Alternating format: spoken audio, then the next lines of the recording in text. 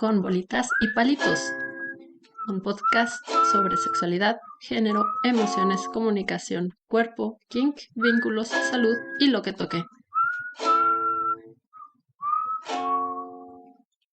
Hola, estamos aquí en un episodio nuevo, espero que se lo estén pasando de lo mejor. Y hoy vamos a hablar de estos términos que son tan sencillos y básicos, pero que son necesarios de tener aclarados, de no estarlos confundiendo para que nuestro lenguaje en común esté más claro. Bueno, empezamos con sexo. Cuando hablamos de sexo nos referimos a las características físicas que vamos desarrollando en el vientre de nuestras madres. Alrededor de las 10 semanas es cuando nos empezamos a definir y entonces algunas desarrollamos vulva, úteros, ovarios, mientras que otros desarrollamos pene, testículos, etcétera. Eso yéndonos a los extremos de lo binario. Al momento de nacer se nos asigna, dependiendo con lo que nazcamos, un sexo femenino o un sexo masculino. Y quienes nacen con las características no totalmente femeninas o no totalmente masculinas, se les denomina intersexuales. Y aquí es importante comprender que no basta con lo que se ve a simple vista, porque a veces hay personas que con sus órganos exteriores parecen ser de un tipo de sexo, pero internamente sus hormonas o otras partes del sistema reproductivo no son compatibles, digamos, con lo que hay visiblemente, exteriormente. Entonces, bueno, así habemos personas intersexuales, personas con sexo femenino y personas con sexo masculino, de acuerdo a esta concepción médica. Detalles de los cuerpos, les recomiendo mucho visitar la clase sobre esto que va a estar en nuestro Patreon próximamente, ya que ahí hablamos más a profundidad de estas diferencias entre los cuerpos y sobre todo también de las similitudes, los tipos de tejidos que tenemos son muy similares, o sea, ya que también desde que somos pequeñas bolitas apenas formándose, eh, sí, los tejidos, los sistemas están construidos de una manera muy similar, aunque estén especializados para funciones diferentes ya al momento de nacer. Pero qué curioso, qué bonito. El cuerpo humano es una maravilla y si les gusta la anatomía como a mí, les va a gustar esa clase. Bueno, entonces quedamos. ¿Qué sexo son esas características biológicas, físicas, desde el punto de vista médico y científico, que también nos nombran como femenino o masculino de acuerdo a esa función de reproducción, independientemente de que querramos o no ejecutarla y de que nos identifiquemos o no con ella, y que considera al cuerpo humano como una máquina que debe tener cierta funcionalidad, ¿no?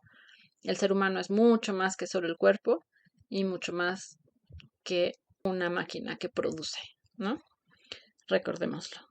Y a partir de ahí nos vamos al término que sigue, que es la orientación. La orientación que tenemos está dada por el tipo de atracción que sentimos hacia otras personas. Esta atracción puede ser sexual, puede ser romántica y puede ser emocional. Pueden ser las tres al mismo tiempo o solo de algún tipo. Y de ahí que los diferentes vínculos que establecemos con diferentes personas tienen diferentes niveles de estas interacciones. Las personas que no tienen este impulso sexual, las personas asexuales, pueden establecer vínculos igual de ricos y profundos basándose en sus atracciones emocionales, románticas o de otros tipos. También hablando de las personas que sí tenemos un impulso sexual, vemos la gran variedad de tipos de conexiones que hay, ya que las personas, como decía, no somos simplemente nuestro cuerpo o no solamente nos enfocamos en nuestra reproductividad, sino que nos podemos atraer unas personas a otras de acuerdo a muchos otros diferentes factores.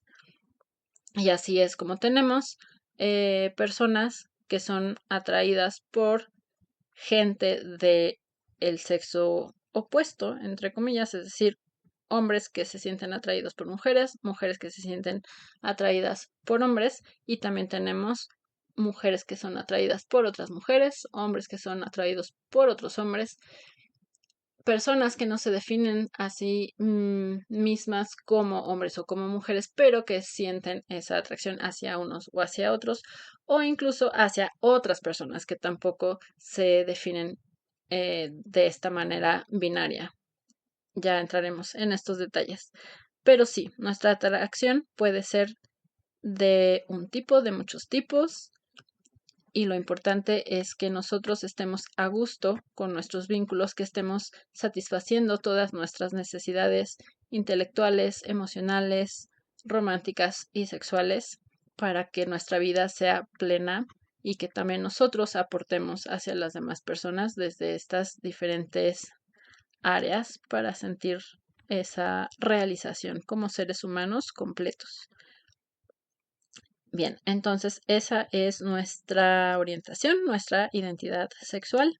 Más allá de eso, también tenemos género, que esto se relaciona más a nuestra expresión. Ya que entendimos con qué sexo se nos identifica científicamente, con qué orientación nosotros creamos nuestra identidad de acuerdo a lo que nos atrae, a las personas que nos atraen, con las que nos gusta compartirnos, también nosotros decidimos cómo queremos movernos sobre este planeta y asumimos esa otra parte de la identidad, que es la parte creativa, es muy divertido, y tiene que ver también con los roles que asumimos en la sociedad. Como decía, también nuestra identidad se construye de manera personal desde quiénes somos y cómo queremos ser, pero también tiene mucho que ver con qué se espera de nosotros, cómo queremos mostrarnos a ese mundo y sobre todo con cómo nos conectamos con esas otras personas que forman nuestra comunidad, nuestra sociedad, nuestro mundo. Bueno, aquí es donde entran los de los roles, sobre todo porque en nuestras sociedades está muy marcado qué cosas son las cosas que hacen las personas femeninas o las personas masculinas, los hombres, las mujeres. Y bueno, esto afortunadamente también se está diluyendo con el tiempo y nos da mayor libertad para expresarnos desde lo que nos hace felices y no desde lo que se nos impone de manera externa. Es decir, tenemos cada vez mayor capacidad de elección. Y bueno, entonces este rol de género o nuestra expresión de género tiene que ver con nuestra manifestación o comunicación de esa sensación interna. Tiene que ver con cómo nosotros nos comportamos desde lo personal y desde lo social, y también de cómo nos identificamos con otros para pertenecer a esos grupos y para obtener aceptación, o pues sí, solamente para expresarnos. Ejemplos de lo que es la expresión de género podría ser la ropa que usamos.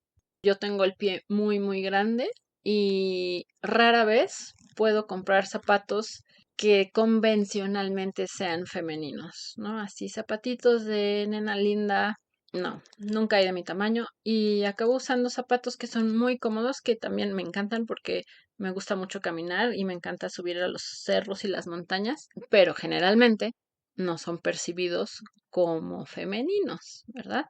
Lo cual me importa un pepino porque que mi cuerpo esté feliz y contento subiendo la montaña no tiene precio. Entonces, aquí vamos con esto. Bueno, expresión de género también puede ser la manera en que movemos nuestro cuerpo, la manera en que decidimos ocupar nuestro tiempo, la manera en que hablamos, la manera en que hacemos gestos con nuestra cara. Es decir, todas las personas tenemos esa capacidad de expresarnos. Hay algunas personas que tienen menos libertad que otras porque han sido condicionadas por estas normas, ya sean religiosas o culturales, sobre qué sí pueden hacer las mujeres, qué no pueden hacer los hombres o viceversa.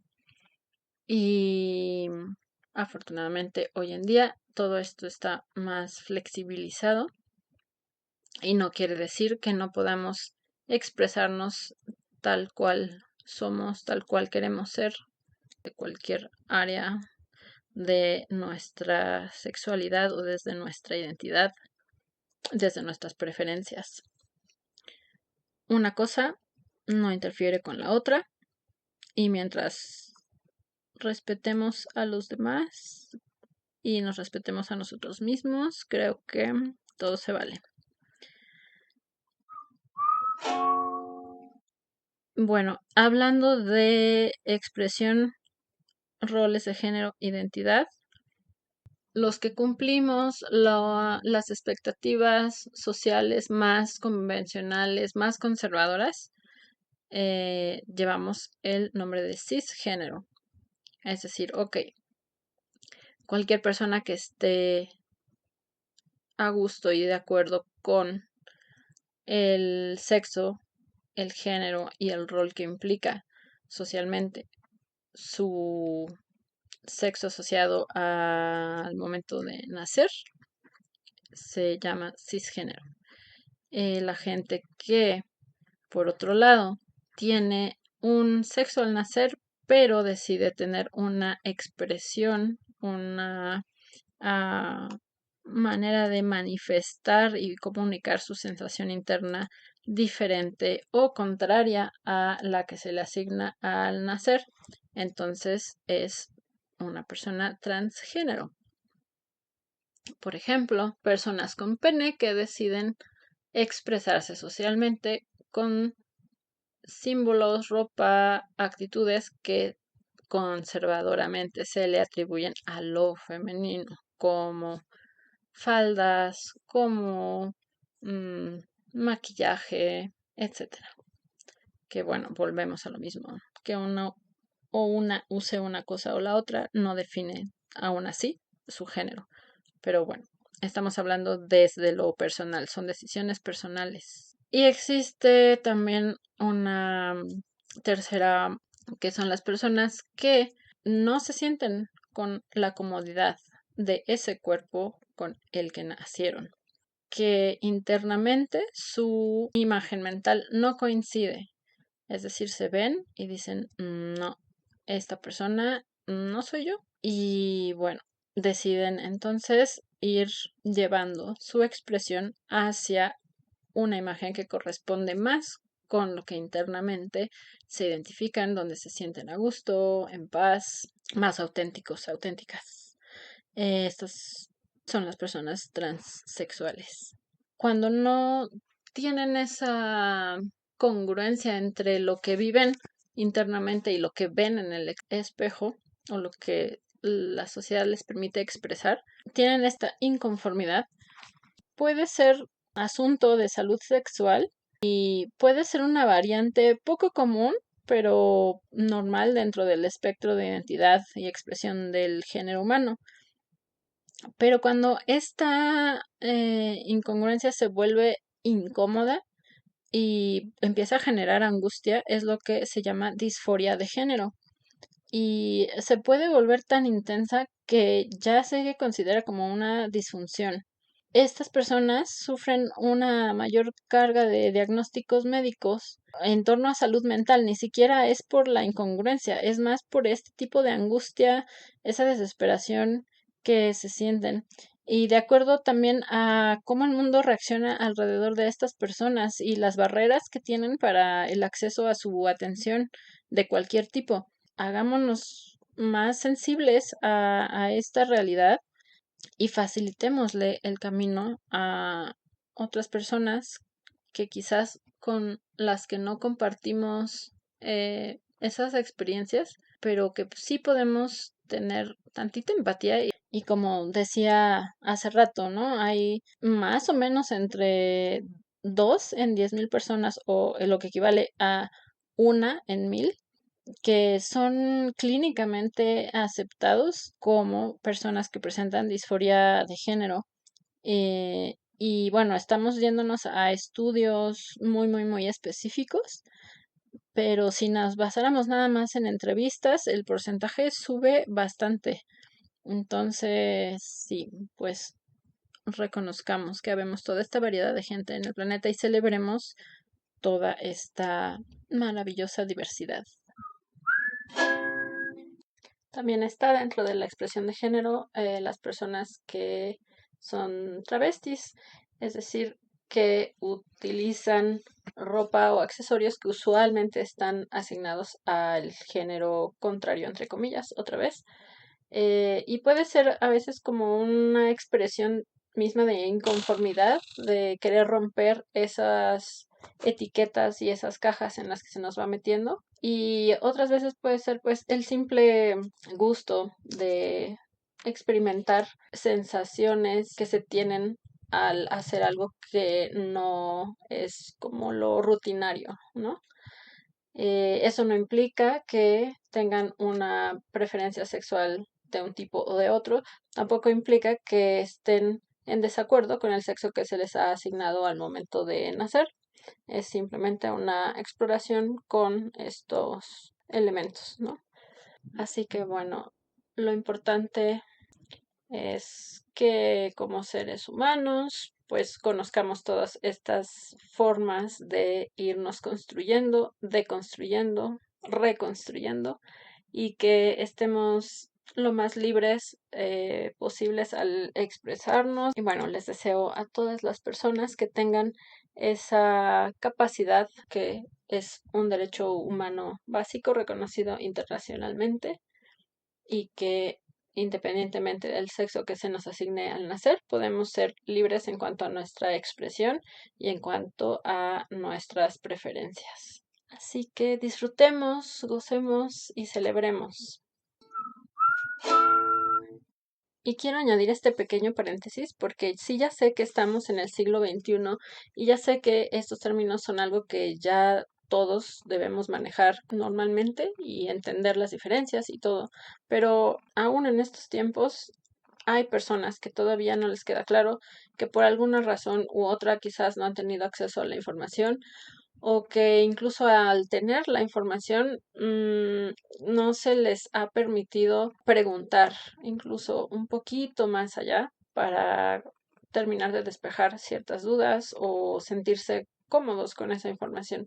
Entonces, pues bueno, más vale volver a aclararlo, volver a repasarlo y también no me considero una persona que tenga todas las respuestas o las mejores definiciones de cada cosa. Les invito a que si quieren ampliar algo de esta información, si pueden aportar más desde su experiencia para generar una mejor convivencia, un mejor entendimiento. Ya sé, nadie tiene por qué estar explicando con bolitas y palitos a los demás, pero bueno, sí creo que entre más abierta sea la comunicación de todos a todas y a todes, pues va a funcionar mejor. Así que bueno, gracias por escuchar. Recuerden, si quieren colaborar con este espacio para que tengamos mejores recursos, mejor información, más tiempo para darle a este proyecto, está la página de Patreon en la que se pueden suscribir y recibir acceso a materiales extra, contenido exclusivo y algunas otras promociones. Muchas gracias por escuchar. Puedes dejar tus observaciones, comentarios, preguntas, sugerencias. Todo es bienvenido. Y hasta la próxima.